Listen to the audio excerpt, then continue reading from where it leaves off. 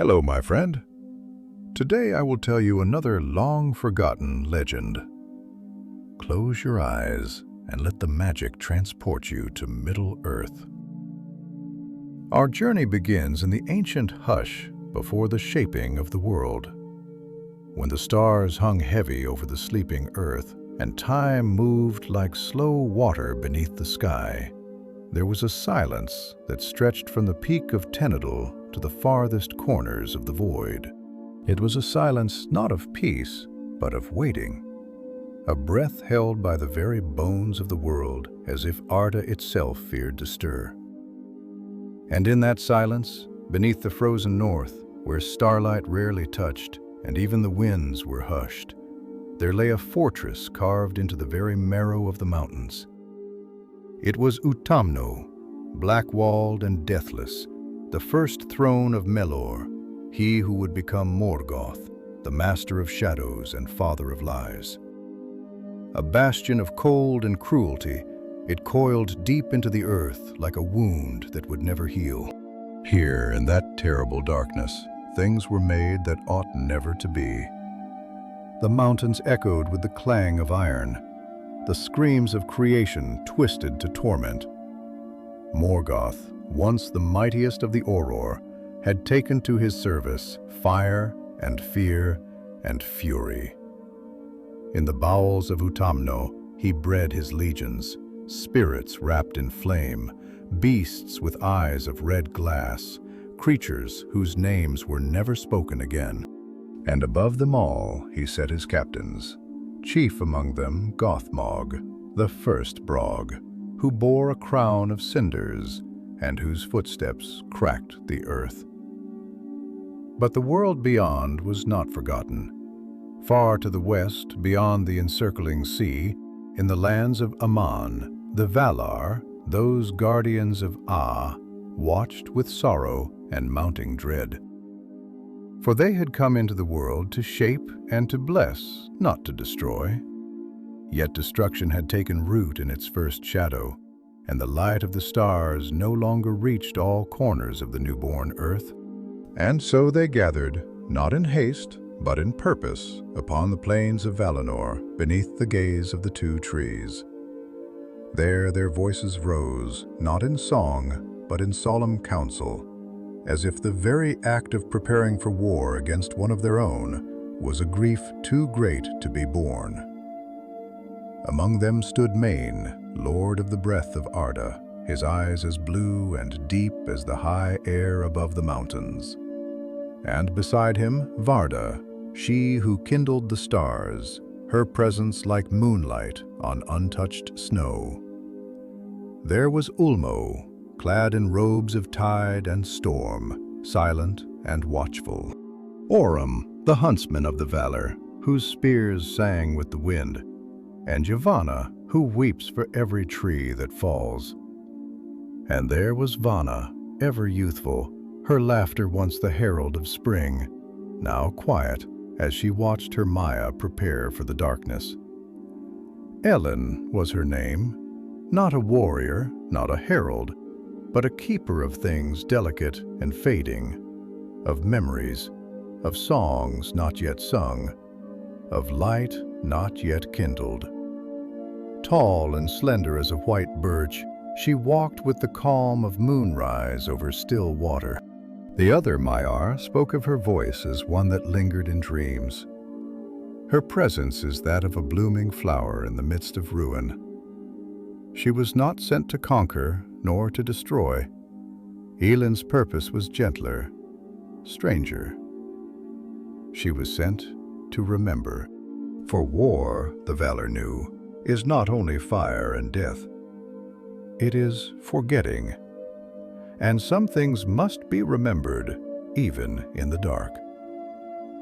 And so it was that when the hosts of the west rose, armored in starlight, banners aloft beneath the skies, they were not only swords and shields, but voices and songs. They marched with fire in their eyes and mourning in their hearts. Beneath banners that glimmered like the light of lost stars, they crossed the sea, not by ship, but by will and power. For the wrath of the Valar does not sail, it walks. The hosts stretched as far as sight could carry. Vonyar, firstborn of the elves, shining with the light of a man upon their brows.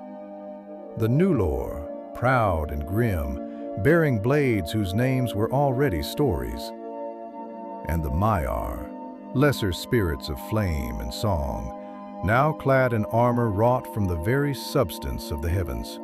At their heart, robed in silver and pale gold, walked Elenwë. No helm crowned her brow, no blade hung at her side. She carried instead a staff of ashwood carved with the names of the stars in the language of the Aor, and upon her shoulders flowed a mantle like falling snow. She did not sing as the others did. Her voice was kept silent, for it was meant not for war, but for remembrance. As they neared the dark lands, the light of the stars seemed to waver. The sky, once sharp with constellations, grew dim as though a shroud had been drawn across the heavens. The earth grew harder beneath their feet, cracked and bitter with old sorrows. Trees stood dead, their branches like grasping hands, and rivers ran thick with ash. Then came the wind. It came howling from the north, cold and sharp as knives, bearing the taste of iron and fire. The banners of the Valar bent beneath its force, and the elves grew silent. The land itself seemed to cry out in warning. They had reached the shadow of Utumno. It was not a place, Ellen thought, but a wound in the world, a hole torn in the weave of Arda, through which light itself had bled and fled. The fortress did not rise above the earth, but sank into it as if the darkness wished to devour itself. Great gates of black stone loomed, silent and shut, and before them stretched plains of broken glass and frozen bone. There they camped, and there they waited. The siege would begin at dawn, though in that place dawn was but a memory, a word without meaning. Time, like all things, bent around. Days passed like smoke, nights lasted for lifetimes, but the hosts endured, and Ellen walked among them. She passed through the camps silent and gentle, her touch a balm to those who could not sleep. She listened to their stories, the Nulor who remembered the light of the trees, the Vanar who missed the scent of mountain air. She wrote their names upon her staff with her thoughts, carving them into memory with each step.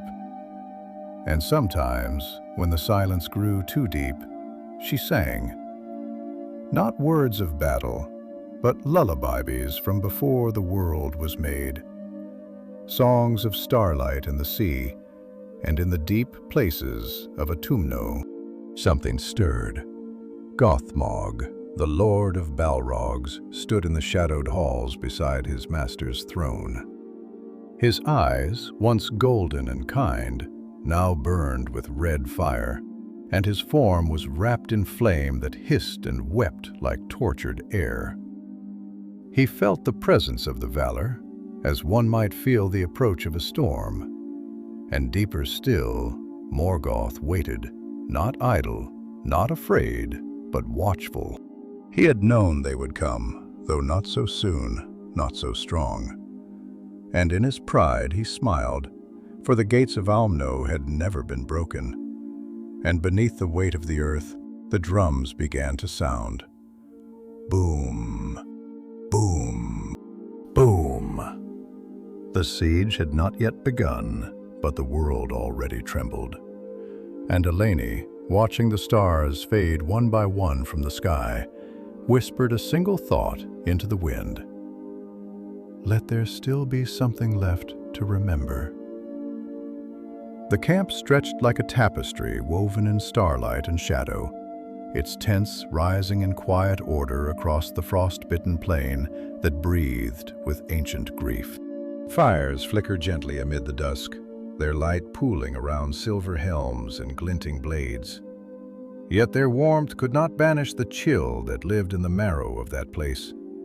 Even the flames themselves, usually bold companions in the deep of night, seemed hesitant here, shivering with each gust of wind, sputtering as though reluctant to rise against the darkness that loomed just beyond the edge of sight. And the darkness, oh, how it watched. The land was not dead, but dreaming darkly, like some ancient beast that had sunk into troubled slumber. Teeth bared beneath the snow. The air carried with it a strange weight, a pressure that made breathing an act of subtle defiance, as if even the wind itself had grown weary of drawing breath in a world where hope stood uncertain. Elenwë walked the paths between the fires like a wraith spun from silver mist, her pale mantle trailing behind her like a whisper of snowfall in a forgotten wood. The earth beneath her steps did not crunch or crack, but seemed to hold its breath, as if the land knew her tread and grieved at its necessity. Her face, framed by hair like moonlight draped across silk, bore no expression of fear. And yet her eyes, deep wells of starlit sorrow, betrayed the truth, that she was not untouched by dread, only tempered by the knowledge of deeper grief. She paused at the edge of one circle of fire, where a company of Valar rested with their spears planted in the earth like saplings reaching for lost constellations. One among them, a young captain whose name was Lirian, sat with his helm in his lap, polishing its golden surface, though his eyes did not see the work. His gaze was fixed on the sky, where the stars were vanishing one by one behind a slowly advancing veil of cloud, as though the heavens themselves were turning their faces away from what was to come. Elenwë lowered herself beside him without a word. The silence between them stretched long and soft like the pause before a snowfall. Then in a voice quiet but clear, Lirian spoke. "I once thought the stars eternal," he murmured, the polished cloth falling still in his hands. "I believed that their light, distant though it is, would never yield to shadow. But now I see how even starlight can falter, how it can be consumed not by fire, but by silence." Elenwë tilted her head slightly, studying him not with pity, but with the gravity of one who had heard this truth spoken in many tongues across many ages. "The stars are not lost," she said, her voice like the hush of a temple at midnight. "They retreat, yes, but only so that we might learn the shape of darkness and understand more fully why we must hold the light." Lion's eyes flicked toward her, uncertain. "And what if the darkness teaches us only of fear? What if in learning its shape, we become shaped by it in turn?" He turned the helm in his hands as if searching for some reflection within its curve, some vision of the self he feared might be lost. What if the light we carry is not enough? Elenwë did not answer at once. Her gaze drifted to the horizon, where Utumno's shadows stretched long and cold, drinking the warmth from the world. "Then we walk into the dark," she said finally, "not because we are sure of victory, but because not to walk would be to forsake the very thing we are made of. Light is not certainty, Leanne. It is the choice to be kind in a cruel place. It is the voice that sings when silence demands surrender. It is the hand that reaches even when it knows it may be burned." Lion's hands clenched gently around the rim of his helm. "You speak of mercy," he said, and the word caught in his throat like a thorn. "Do you believe mercy has a place here, where we go?" Elenwë turned back to him, and her expression was not soft, but fiercely compassionate, like the sun rising after a long night. "Mercy is not weakness," she said. "It is the strength to see the soul behind the sword. Even in Utumno, in the deepest pit of Morgoth's madness, there are those who once sang beside us in the music. They have forgotten, but that does not mean they are beyond remembering. The fire between them flared, casting tall shadows that danced like lost spirits. Around them, others listened, silently drawn into the quiet depth of their exchange. The night seemed to lean closer, attentive. Lion looked again to the sky, but now his gaze was not filled with sorrow. It was searching, questioning. "Do you truly believe Morgoth himself remembers the music?" Elenwë closed her eyes, and when she opened them again, they gleamed with ancient mourning. "He remembers," she said, "but he hates what he remembers. He hides from it, lashes out at it because it wounds him more deeply than any blade ever could. For even Morgoth, who was once Melor, cannot entirely silence the harmony he was born from." That is the nature of evil. It does not create, it corrupts. And even corruption mourns the loss of what it once was. Lirien's voice trembled, though he did not know why. "Then is this war not just to defeat him, but to mourn him as well?" And Elenwë, gentle and unflinching, nodded. Across the camp, the wind stirred again, lifting the edges of tents and playing through the hair of sleeping warriors. The earth groaned faintly beneath them, a sound like breath caught in the throat of the world. From the distant peaks, where Utumno lay buried, came a rumble not of war, not yet, but of awareness. They were seen. Elenwë rose, and Lirien stood with her. The fire crackled softly between them, casting halos of light that flickered like memories barely held. As she walked onward through the stillness, others stepped aside, not in deference, but in quiet reverence, as though they too felt the tremor in the air, the gathering of fate around her slender form. She passed by a stream that had once been a river, now reduced to a slow trickle beneath a crust of frost. The ice cracked underfoot like old bones, and the water beneath murmured faintly, as though trying to speak but lacking the strength. Elenwë paused, crouching to touch the edge of the flow. Cold leapt up her fingers, but she did not pull away. "There is pain in the land," she whispered, though no one was near. "And pain does not fade when ignored. It coils inward, becomes poison. This land is sick with grief, and grief longs to be witnessed." She closed her eyes and placed her hand flat on the earth. The wind fell silent. The stars blinked out one by one. Then from the black sky above, a single note sang out, clear, high, and unbearably mournful. A cry not from any throat, but from the world itself. The others felt it, heard it, turned toward it with wide eyes in sudden stillness. And Elenwë, rising slowly to her feet, turned north.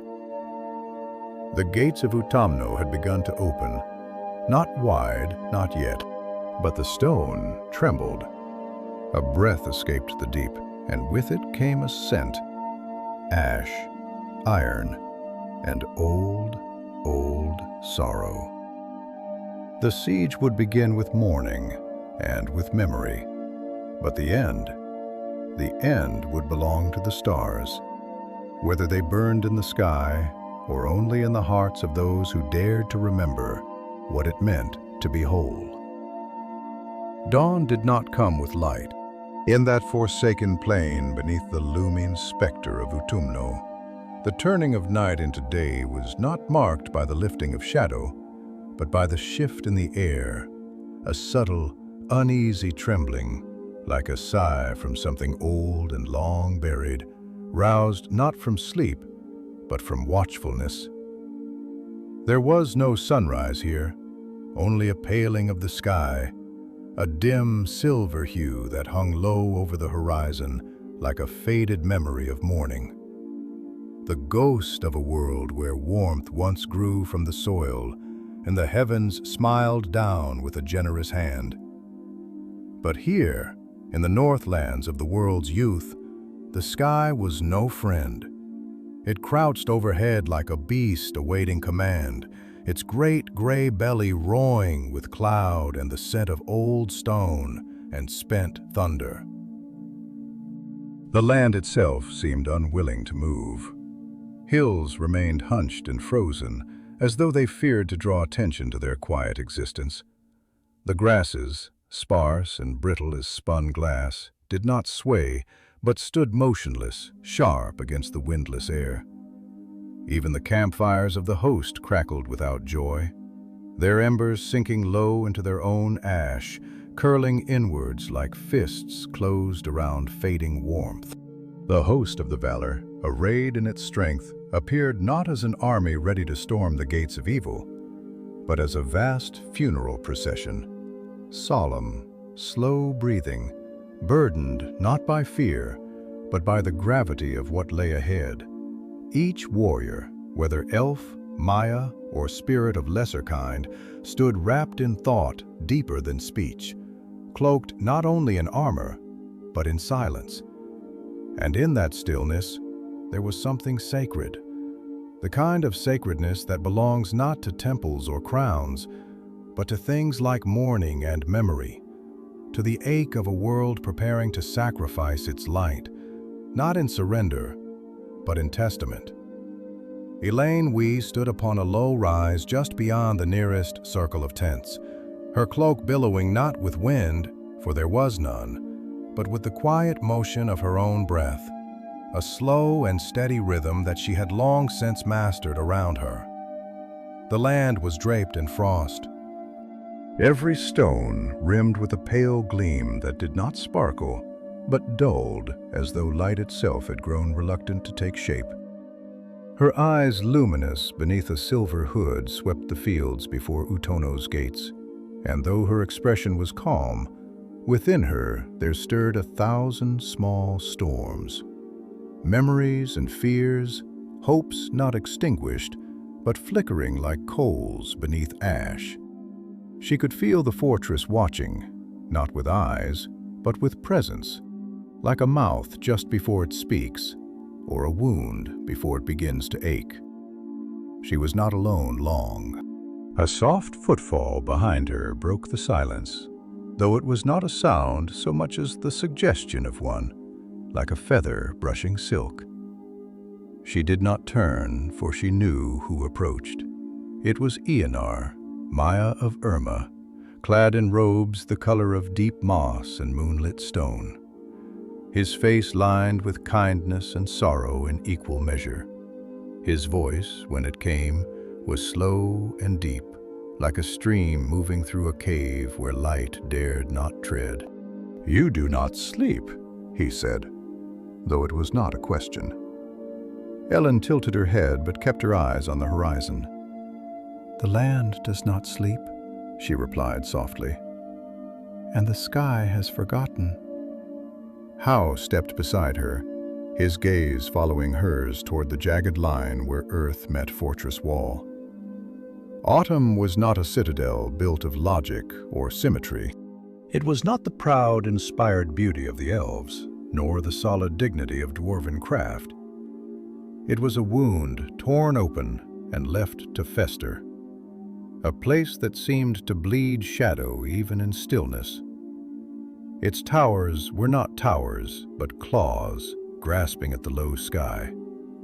Its gates were not doors, but mouths, frozen mid-snarl. And though the siege had not yet begun, the silence it projected was not passive.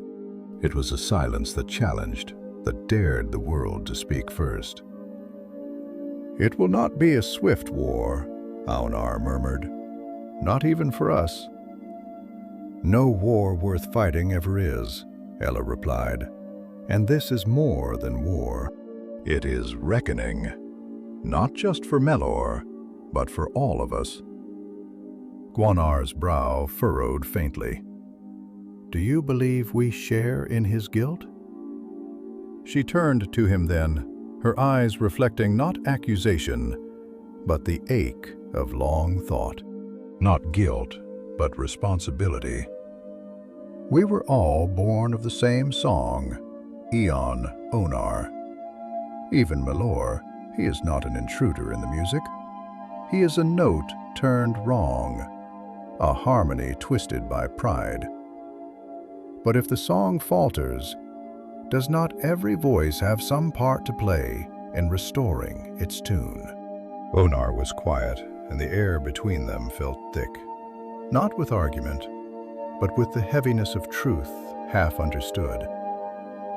He looked down, his hand brushing the frost-laced grass at his feet.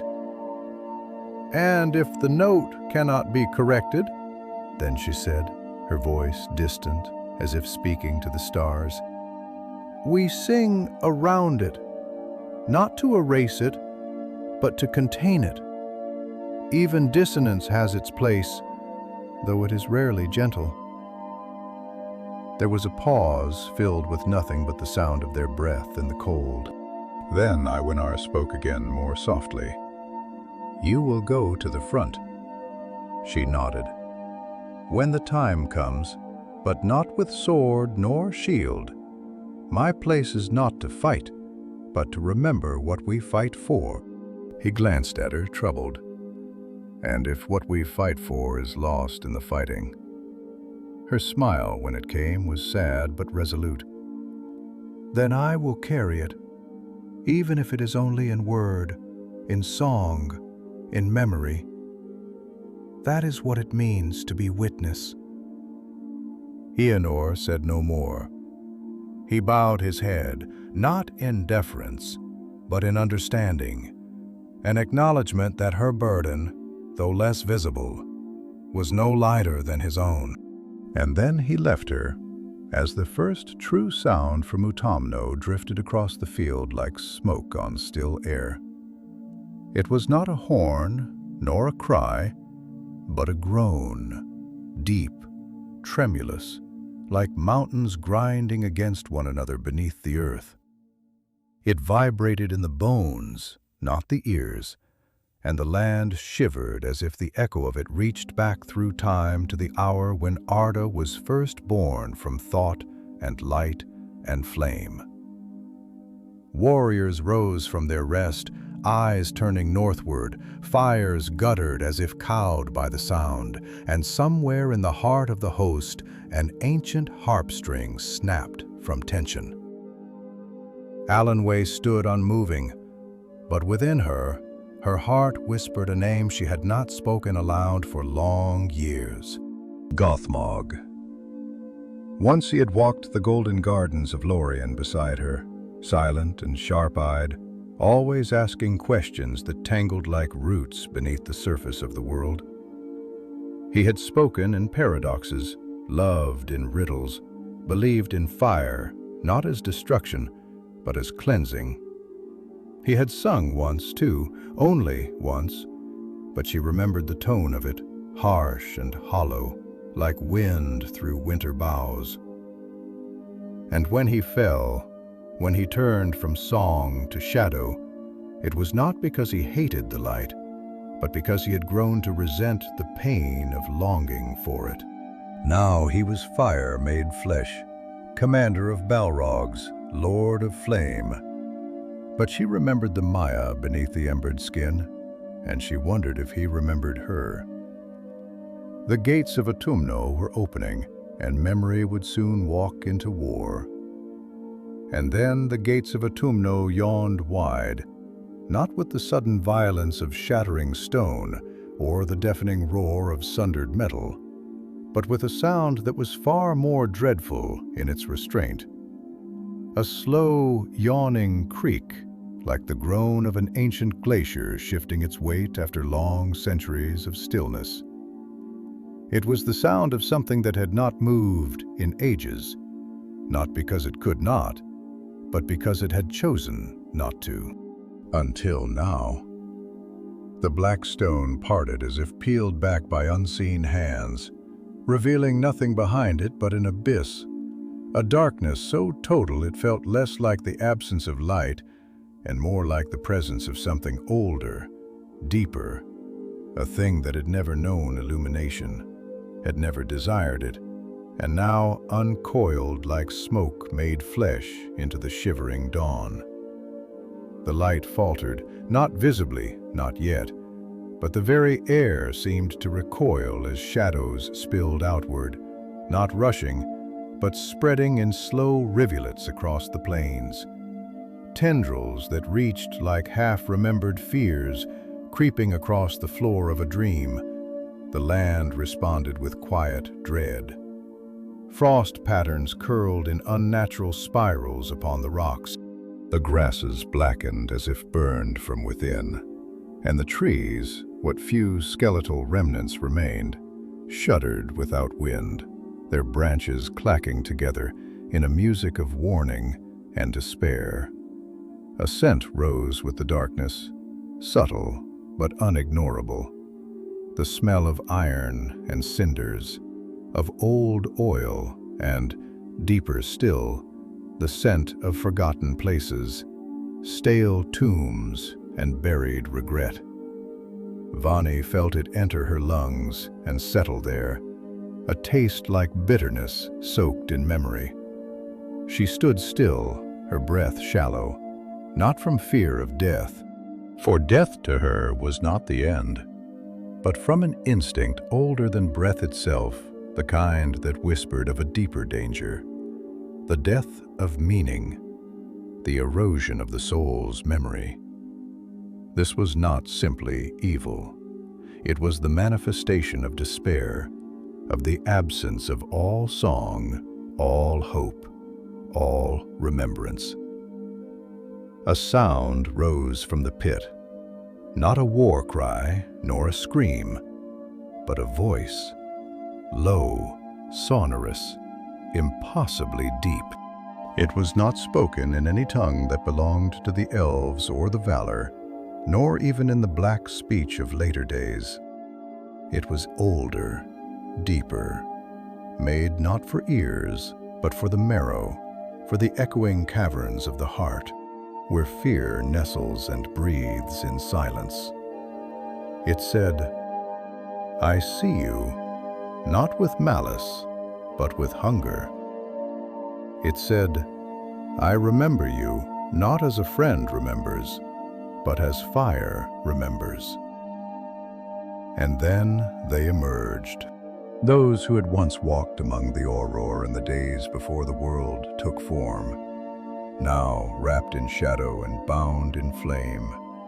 Balrogs, spirits of fire, turned against their origin, stepped forth like a funeral procession led by hatred. Their bodies radiated heat, not like the sun, but like furnaces buried in the earth, forgotten and angry at the forgetting. Their whips cracked in the air, not as weapons, but as extensions of their will, slicing through light and thought alike. And at their head came Gotham. He did not stride like a king, nor march like a general. He drifted, his steps soundless on the blackened ground, his great mantle of fire trailing behind him like a comet's tail of ruin. His face was not hidden, but neither was it entirely revealed. His eyes were pits of dull flame, not bright, but smoldering, like coals that had burned so long they no longer knew they had once been kindled by light. And his mouth was the most terrible of all, not because of its fangs or its snarl, but because it was calm, too calm. The calm of someone who had long since stopped believing in redemption and had learned instead to take comfort in ruin.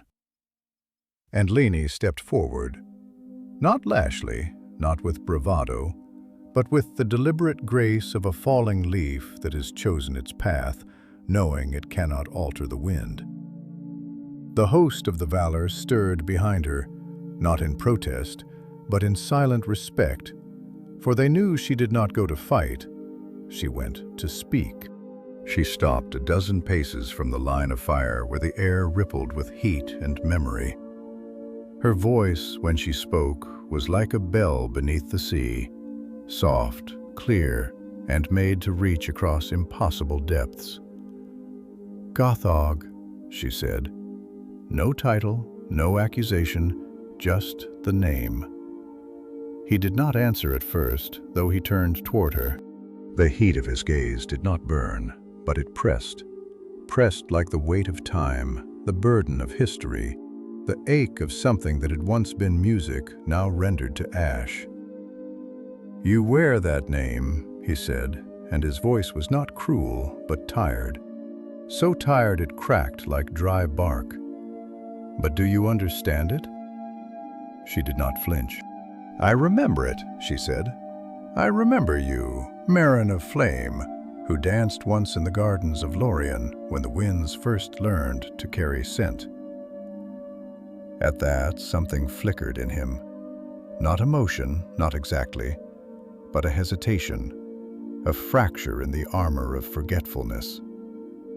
He took one step forward, and the ground blackened where his foot fell. His voice lowered, rougher, more intimate. "You remember too much, Elenwë. Memory is a chain, not a torch. It binds us to what we were, even when what we were cannot survive what we have become." She nodded slowly, her gaze never wavering. "Yes, but memory is also the root of meaning. It is what keeps the soul from drifting into shadow. Without memory, we are not free. We are lost." He laughed then, low and bitter like water running through bones. "You speak of souls as if they still matter in this place, as if anything does. This is not Aman. This is not the place of trees and song. This is the broken edge of the world, Ellen. And you have brought light into a place where light is hated. Why? What do you think you will change?"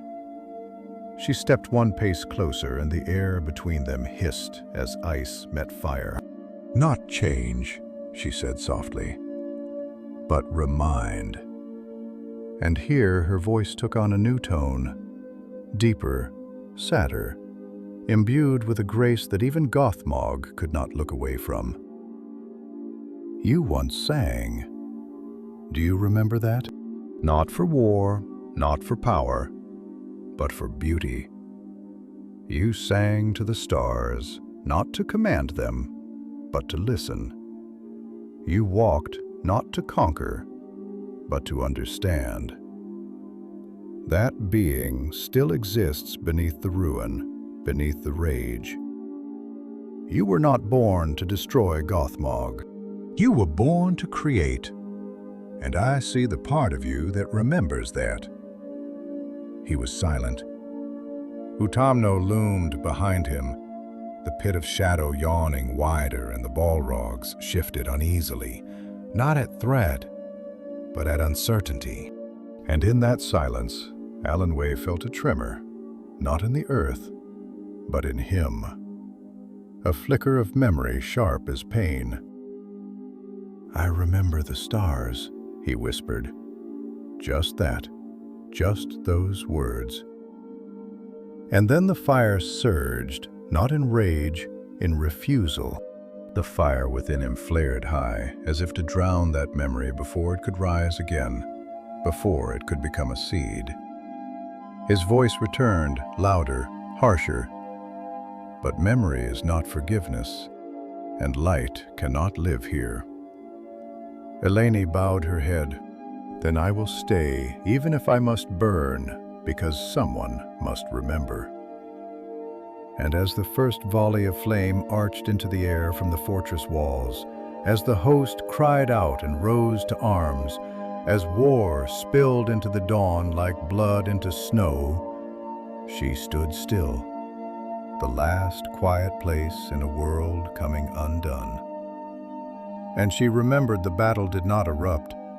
It unfolded slowly, solemnly, like a dirge rendered in motion, not sudden or shrill, but heavy, deliberate, filled with the mournful cadence of inevitability.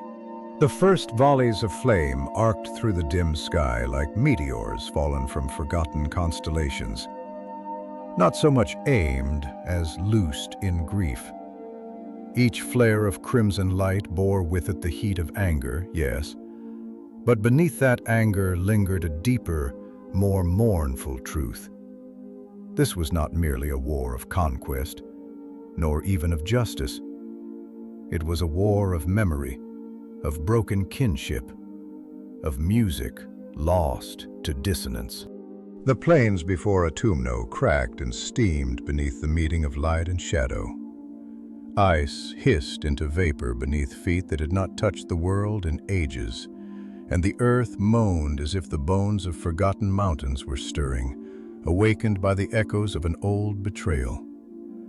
The sky, pale and sickly, seemed to pulse with the clash, its heavy clouds thick with ash, not from fire alone, but from the breath of beings who had long since abandoned breath in any mortal sense.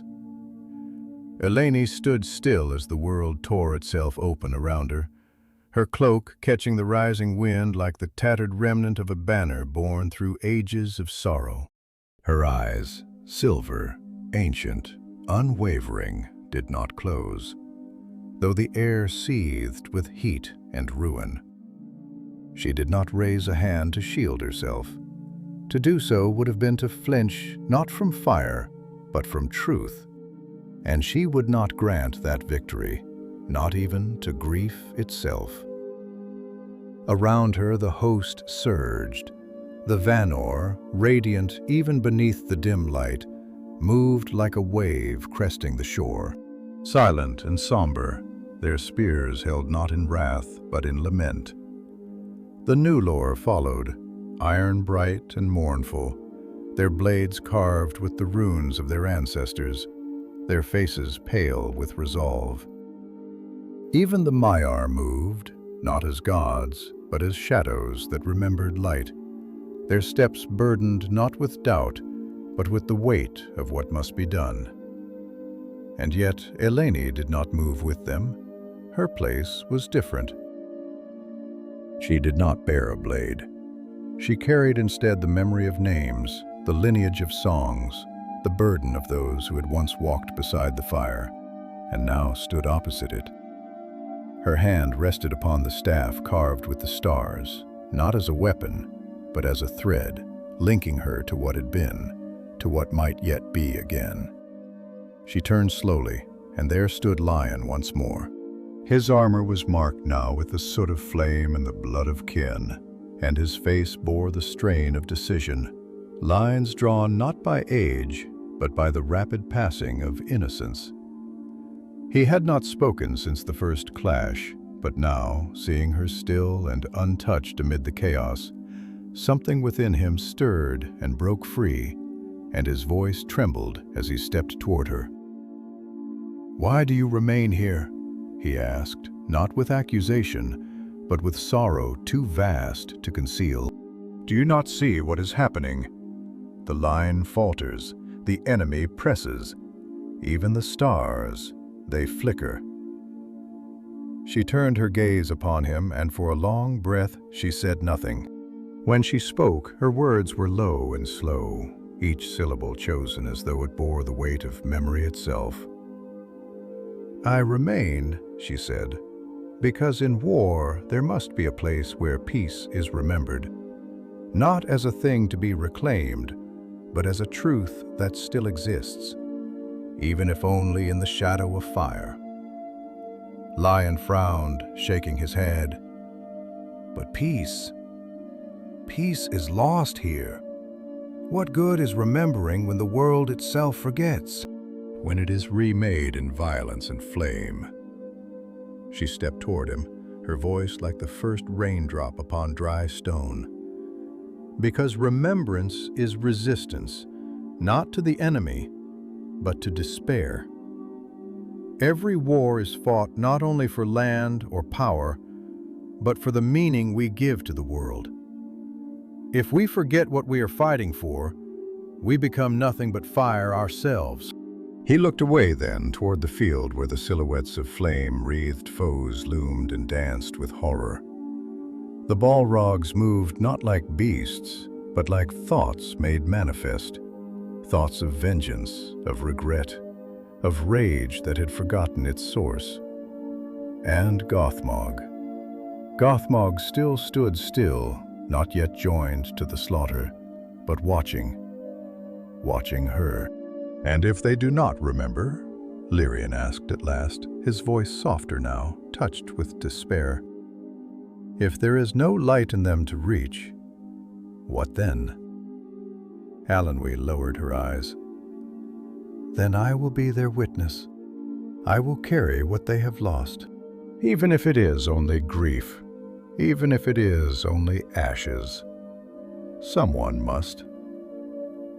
A silence fell then, deep and still, as though even the storm held its breath. And Lion, despite the heat that scorched the air and the sound of steel against fire not far beyond, felt cold. He touched her shoulder, not to comfort, but to ground himself in something that had not yet burned. "You remind me," he said quietly, "of the trees." She smiled. It was not a bright smile, but it was whole. "I was born beneath their light," she whispered, "and I carry it still, even if only as memory. That is enough." Behind them, a sudden tremor split the ground, and from it rose a tower of smoke shot through with flame. A host of spirits twisted through the air like wounded songbirds, fleeing, wailing, or simply ceasing to be. The war was not advancing, it was consuming, and still Elenwë did not move. She raised her staff and held it before her, not in defiance, but in declaration. The stars carved into it began to shimmer softly, barely perceptibly, like echoes of a light too ancient to burn in the sky, but still present in the bones of the earth. And in the darkness beyond, Gothmog saw. And for the first time in many ages, he hesitated. He remembered. He did not want to, but memory once awakened is a stubborn flame. The battlefield, if it could be called such a thing, was no longer a place defined by space or direction. The land itself had begun to unravel beneath the weight of the conflict, as though the fabric of Arda strained to hold together its memory of form. North no longer felt distinct from east. Light no longer clearly separated itself from shadow. Flame and frost swirled in the same breath, the air thick with conflicting opposites, warmth that burned, cold that seared, silence that screamed. The earth writhed beneath the tread of powers that were not born to war, but had descended to it out of terrible necessity. Valleys opened like mouths in the ground, not carved by geological time, but torn under by grief too vast for containment. Above the sky hung like a bruise across the heavens, a thing swollen and deepening, soaked in the wounds of light long extinguished. Clouds pressed low like a shroud drawn taut over a dying body, and the stars, those distant memories of joy, had dimmed to pinpricks barely visible through the mist. There was no sun. There had not been a sun in this land since the first music was broken by Melor's disharmony, and no dawn had ever dared to rise over the gates of Utumno. The only illumination came from fire, red and furious, licking skyward from Balrog whips, or from the silent halos that ring the blades of the Valar's host. Halos that did not shine, but glowed like moonlight trapped in memory. And within this chaos, this folding and unfolding of time and matter, Elenwë walked as one might walk through a dream that is turned to nightmare, yet still retains its original fragrance. The scent of her memories was on the wind, unseen, yet unmistakably present. She did not run. she did not raise her voice, but where she passed, the very air seemed to pause. The darkness, even in its fury, did not engulf her. It bent around her presence, confused, as though remembering some ancient promise it had once made to never harm her. She moved like silence given form, like sorrow that had learned not to collapse beneath its own weight. And behind her, someone followed, not stealthily, nor in secrecy, but with the tentative gait of one uncertain whether he was waking from a dream or stepping deeper into it. Gothmog, once known by another name, a name he had not dared let pass his lips for an age, drifted behind her, his great body wrapped in flame, though it no longer roared with the same violence.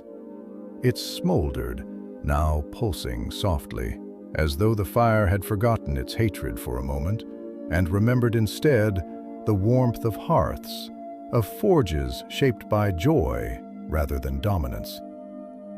He did not call to her, not yet, for the moment required more than speech. It demanded contemplation, that rarest of acts in a creature of fire and wrath. His eyes, coals deep and hollow, narrowed as he watched her pause by a fallen Vána, whose pale hands still gripped a harp rather than a blade. She knelt, brushing soot from the elf's brow, and whispered something he could not hear, and the flame within him flickered. Then at last he spoke, though his voice was no more than a rustling of embers, a sigh caught in the ribs of a mountain. "Why do you not fear me?"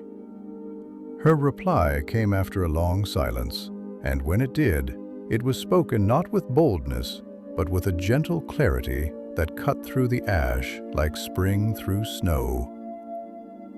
"Because I know what you were."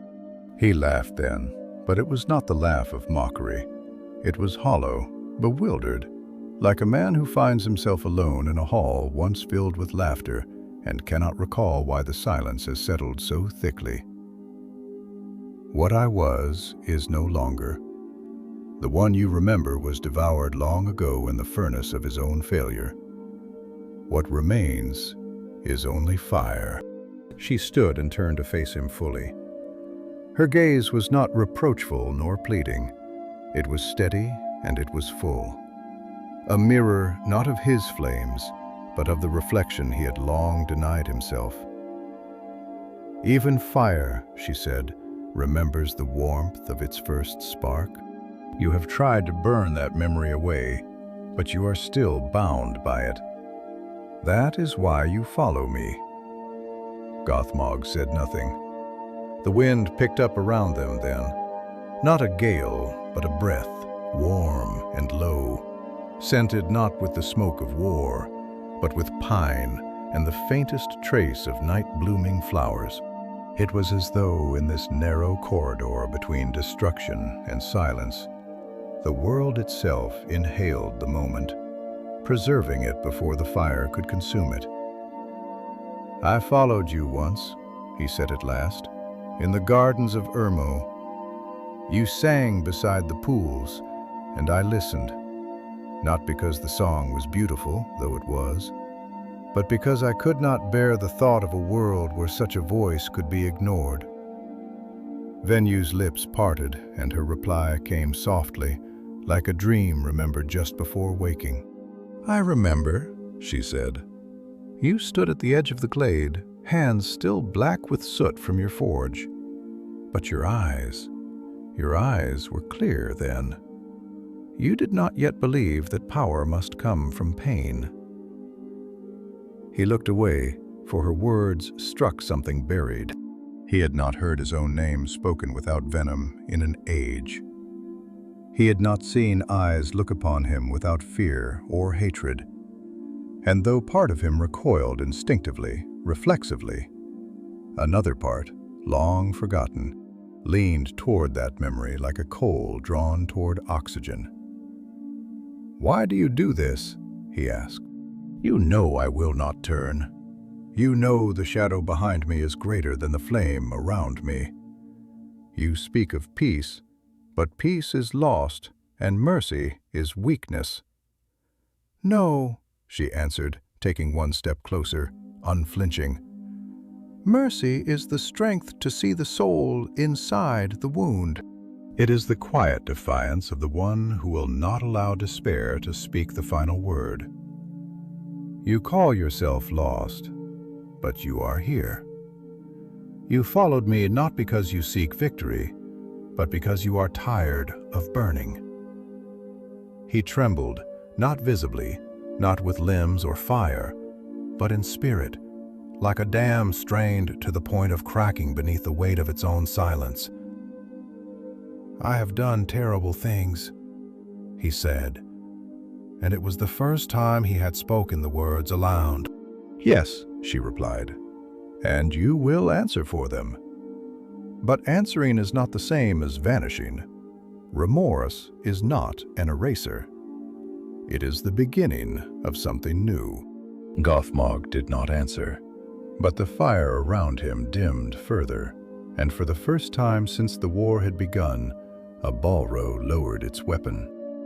The plains before Utumno had transformed into a strange theater of stillness amidst chaos, a pocket of breath in the lungs of battle, as if the world, in witnessing the quiet exchange between flame and memory, had forgotten how to exhale. The clash of swords, the deep toll of war drums echoing through the hills, the shuddering cries of spirits both fallen and triumphant. They all seemed to grow distant, hushed, blurred into the margins of this strange moment. The very air was holding something, an anticipation, a tremor, not of fear, but of recognition. Like the silence that descends before the soft toll of a bell whose chime has not sounded in many ages. Around Elenwë Gothmog, the landscape itself seemed to breathe differently. The frost that had clung to every stone, every brittle blade of grass, had begun to melt, not swiftly but gently, as if in reverence, as if warmed not by sun or fire, but by the long-forgotten memory of morning dew. The ground, once cracked and blackened by centuries of sorrow, now lay open like a page in an ancient book, willing again to receive footprints that were not made in wrath. The sky, though still iron-hued and heavy with cloud, allowed a single shaft of thin silver light to break through, an anomaly perhaps, or the whisper of something deeper, a light not of the heavens, but of healing. And within that light stood Elenwë. She was not radiant in the way the warriors of the West were, clad in armor etched with starlight. Her power did not roar, it resonated. Her presence was a quiet music, a song composed not in triumph, but in mourning. And yet it moved through the space around her like incense drifting through the rafters of a temple. She stood with her staff held not in defense, but as a conductor might hold a baton when calling forth the first note of a requiem. Her eyes remained locked with Gothmog's, and in their depths lived a tenderness that neither denied his deeds nor diminished his suffering. It simply was like the sea, like time. Gothmog, though still draped in coils of heat and flickering shadow, though his body remained a pea of old anger and fear, did not move. His weapon, an immense and jagged lash of molten flame, no longer crackled with urgency. It hung loose in his hand like an afterthought, a symbol of what he had once believed strength to be. Around him, the other Balrogs had slowed in their fury, sensing something beyond comprehension. They were not afraid, not yet, but they were confused, and that confusion was more dangerous to the shadow than fear had ever been. "Why do you persist?" he asked at last, his voice low, raw, like wind through a canyon scorched long ago by lightning. Why speak to me as though I am not already fallen beyond healing? As though your words can reach a place in me that has long since burned away. She did not answer immediately. Instead, she walked a step closer, and the earth did not recoil beneath her feet. The ground held her gently, like an old friend relearning the shape of her tread. When she spoke, it was with the grace of a prayer. "Because I do not believe anything sacred is ever truly lost," she said. "Not to time, not even to fire." Her voice trembled slightly at the end, not from fear, but from the deep strain of hope. A kind of aching hope that had nothing to do with victory and everything to do with the belief that even ruin can remember beauty. She looked at him, not at the flames, not at the twisted ruin of his form, but at the being behind the heat, at the soul that still glimmered like a dying coal beneath a mountain of ash. "I have seen the things you have done," she continued, her words slower now, each one dipped in the weight of memory. "The cities burned, the towers shattered, the cries that rose like smoke over lands that once sang. I do not deny any of it. I do not pretend that the blood on your hands can be washed away by words. But neither do I forget that once, long ago, you crafted light from flame, not as a weapon, but as an offering. I remember the forge you built in Valinor's dawn. I remember the way you shaped glass into vessels to catch starlight." Gothmog flinched, not visibly but in spirit, as though her words struck a fault line in his soul. "I shattered those things," he said bitterly, turning his gaze downward, as though afraid her eyes might reflect something in him he had tried for too long to bury. "I betrayed the hands that gave me purpose. I turned creation into cruelty. Whatever I was is dust now, scattered in the fire I chose over mercy." Elenwë stepped yet closer until they stood but a breath apart. The heat from his body swirled around her like a storm wind, but she did not falter. The air between them shimmered, not in violence, but in the tension between what is and what might still be. "You chose fire," she said gently, "because you believed that flame could erase your pain. But all fire truly does is reveal the shape of what it touches. It cannot destroy what you were. It can only hide it for a time. But even the longest night cannot make the stars cease to exist. It can only veil them."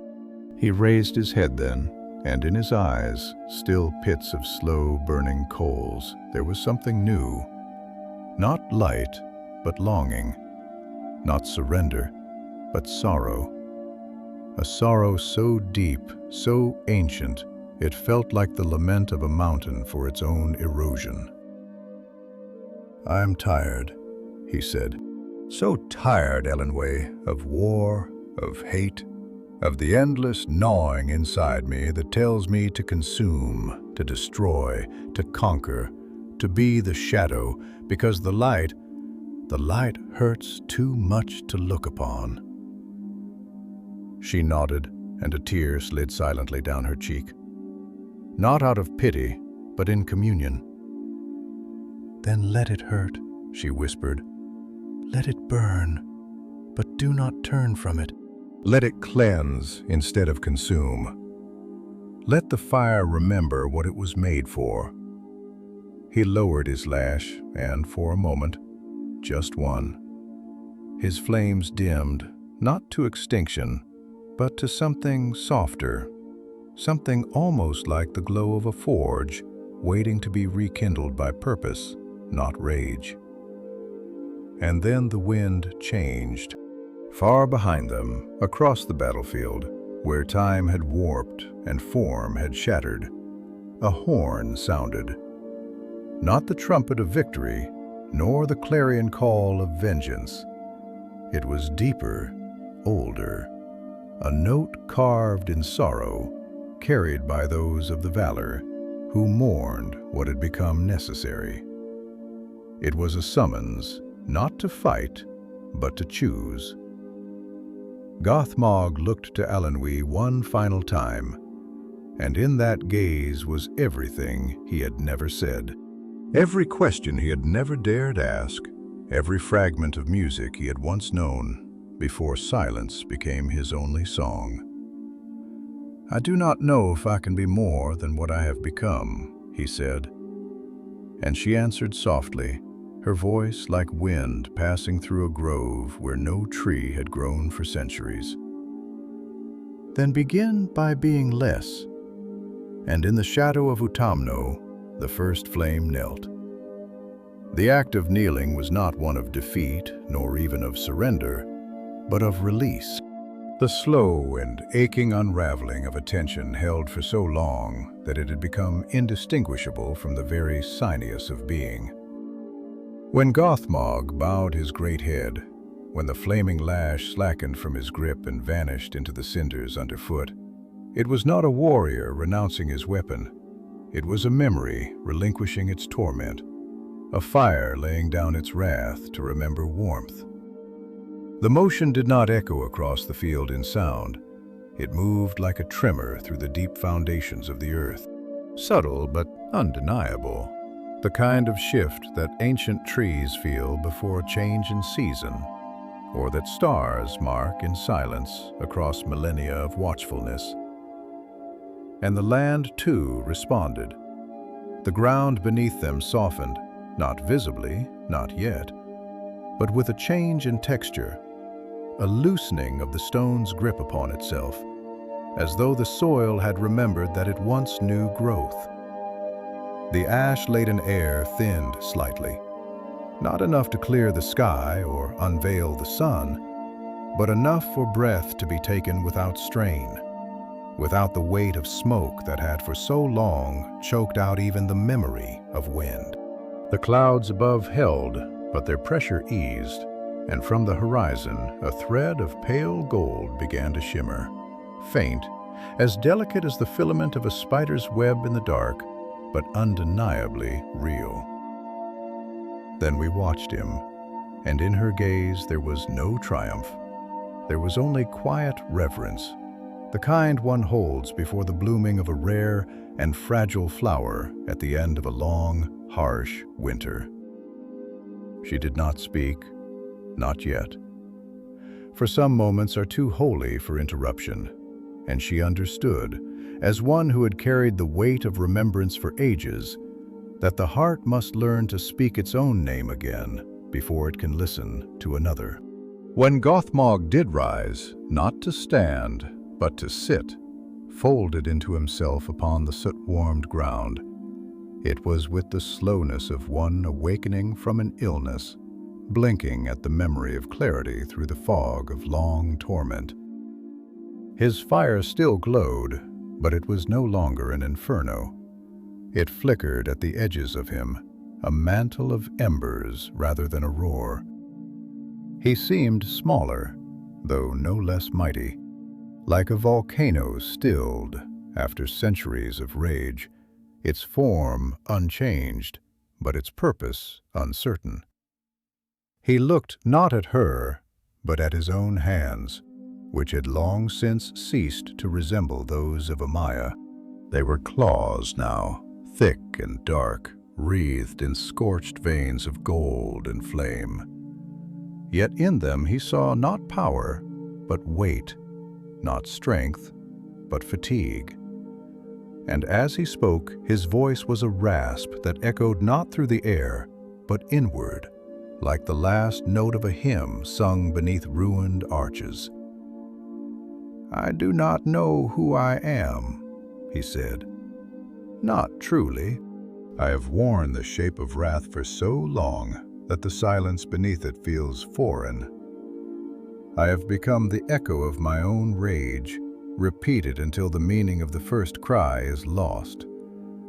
And now, sitting here, I am not certain there is anything beneath it, only knelt beside him, not close enough to crowd him, but near enough that her presence could be felt as a constant and quiet flame, gentle in its warmth, steady in its rhythm. "That uncertainty," she said, her voice low and soft as twilight rain, "is the first breath of healing. You were never meant to be a shape. You were not born to burn." Gothmog. None of us were born to embody a single song forever. We were meant to change, to grieve, to return. What you feel now is not the absence of self. It is the rediscovery of silence. He turned toward her then, and in his eyes lived a question not yet formed. She saw it and answered before he could speak. "I do not mean silence as negation," she said. "I mean the kind of silence that comes before music begins again. The breath the singer takes, the hush before the first chord. You were never unmade. You were unheard, and now perhaps you may begin again." He closed his eyes. "I do not know how," he whispered. "I only know destruction. I have no voice left for song." Elenwë's hand reached out, and for the first time she touched him. Not in command, nor to guide, but as one soul reaches across the chasm to another. Her fingers brushed the edge of his flame, and it did not sear her. It bowed beneath her skin, sighing like smoke that remembered sky. "Then speak," she said. "Not in song, not yet. But speak as you are. Tell me what the silence feels like." And he did. He spoke not as the Lord of Balrogs, not as the flame of wrath, but as a being lost in seeking the shape of his own soul. He told her of the first time he felt the sting of envy, the moment he looked upon the light of the trees and felt not wonder, but a hunger to possess what he could not create. He spoke of Melor's voice in the dark, offering not truth, but certainty, and how certainty for those who fear their own doubt can feel like love. He spoke of battles fought not in glory, but in exhaustion, of being surrounded always by the roar of others' commands, and never once by the quiet of his own thoughts.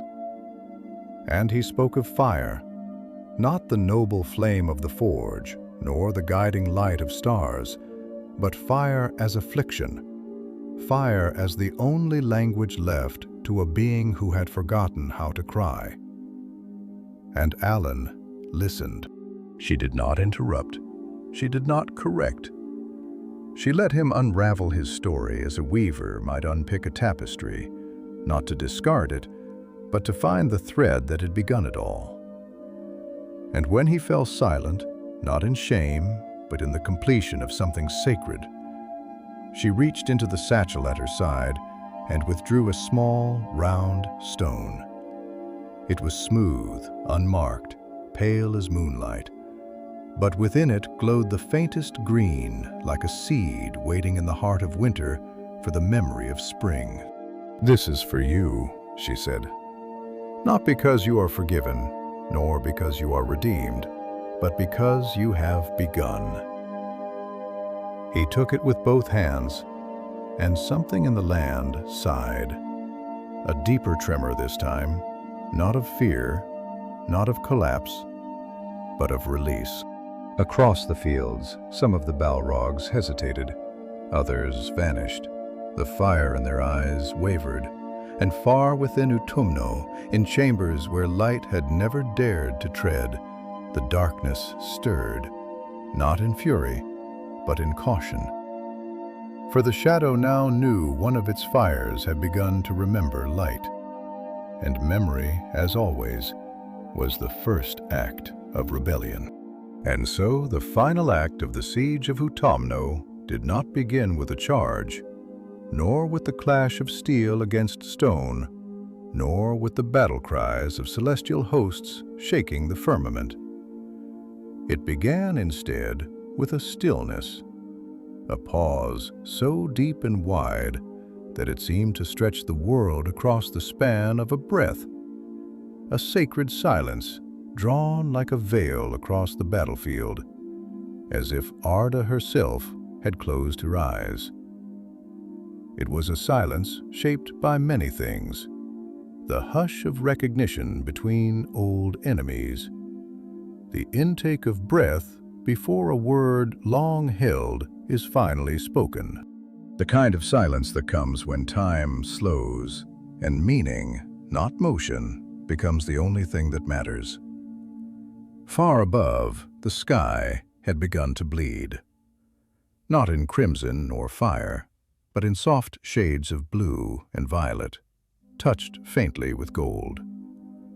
The clouds that had for so long hung low like a shroud began to stir, their edges unraveling like threads released from a loom. There was no sun, but a diffuse light, gentle and uncertain, slipped through the veil, gilding the tips of ruined stone and scorched banners, casting shadows that no longer reached so far or fell so heavily. It was the kind of light one sees in the hours before dawn, not yet triumphant, but persistent, like a promise whispered by the world to itself, that not all darkness is endless, and not all endings are ruin.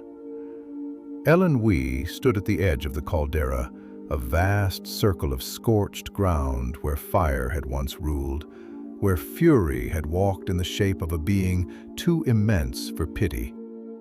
Now that space was quiet. The ashes had settled, the wind no longer screamed, and in the very center sat Gotham. No longer the flame of wrath, but something smaller, more wounded, more real. Around him lay the remnants of what had been, a burned-out standard bearing the ancient sigil of fire unchained, a half-melted helm once worn by a creature who believed invincibility and isolation were the same thing. And now, beside them, the pale stone Elenwë had given him, glowing softly in his palm, like the last memory of a gentler world. She descended toward him slowly, each footfall pressing into the ash with the care of one who walks not on ground, but on memory. The wind carried with it a new scent, faint traces of turned soil, of clean water not yet spilled, of leaves that had not grown but might. Someday, even the bones of the earth beneath her feet, long deadened by corruption, felt different, less brittle, more listening, as though waiting again to feel the weight of roots. As she reached him, Gothmog did not look up immediately. His gaze remained fixed on the stone, and when he finally spoke, it was with a voice no longer carved from flame, but from something gentler, weathered wood, perhaps, or wind-mouthed stone. His words were slow, not because he struggled to find them, but because he had learned the gravity of speech when it is not wielded as weapon, but as offering. "This place," he said, not lifting his eyes, "was made to last forever. Utumno was shaped not as a fortress, but as a wound, a scar on the world that could never heal because it was built on the belief that what is broken must remain so. That pain must be preserved to remain powerful. I see that now, and I see that I am part of that belief. I have been its voice, its shape." Elenwë knelt beside him, her hands resting quietly in her lap, her eyes on the light breaking through the sky rather than on his face. She did not interrupt. His voice was the one that needed space now, for what he said was not confession, but metamorphosis.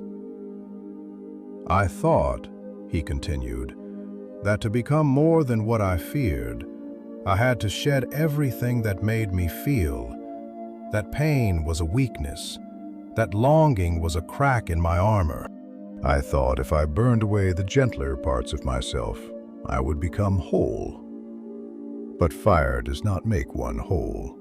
It only consumes. And when it consumes everything, there is nothing left to stand upon. He paused, and a slow breath moved through him, not a sigh of weariness, but one of recognition. "I do not want to consume anymore," he said. "I want to remember. I want to build again, not in defiance of what I was, but in honor of what I once hoped to be." Elenwë turned her gaze to him, and for the first time since he had stepped from the gates of Utumno, she smiled fully. Not the soft, sorrowed smile of compassion, but one touched with joy, quiet and restrained, but real. "You are not alone in that hope," she said, "and the earth remembers the ones who choose to heal it." At that, Gothmog finally stood. His towering form, though still marked by the remnants of fire, no longer radiated fear. He was not small. He would never be small. But he had ceased to be monstrous. The flame that lingered around him curled like the warmth of a hearth, no longer a conflagration, but a glow. He looked down into the pit of Utumno, into the yawning dark that had once been his temple, his fortress, his crucible, and he breathed out a single word: "No more." And the ground answered, not with earthquake or collapse, but with a low, sonorous sound, as though the very bones of the world sighed in relief. The gates of Utumno, which had stood open for ages untold, began to close, not with violence, but with solemnity, like a book finally finding its end, its last page written with care. The stone shifted not with destruction, but with dignity. The darkness within did not scream. It simply receded, folding into itself like smoke drawn back into a vessel, sealed not by force, but by forgiveness. All across the battlefield, a hush fell. The host of the Valar paused, weapons lowering as one by one their eyes turned toward the source of the shift. Even the remaining Balrogs, those who had yet to fall or flee, stood in uneasy silence. One among them, a being of blue neck flame, who had once borne a crown of jagged onyx, looked to Gothmog and felt for the first time the stirrings of a thought untainted by command. What if we were more than fire? Elenwë and Gothmog turned together and began to walk, not away from the battlefield, not toward victory, but toward a place that had no name yet, a place that would be built not of ash, but of earth, not of fear, but of memory. And the sky opened just a little more. A shaft of gold fell across the land, striking the stone in Gothmog's hand. It flared briefly, a single brilliant green flash, and then the first flower bloomed where his foot fell. Small, pale, new, but real. And in the hush that followed, in that first breath of a world learning to sing again, Elenwë whispered, "It begins."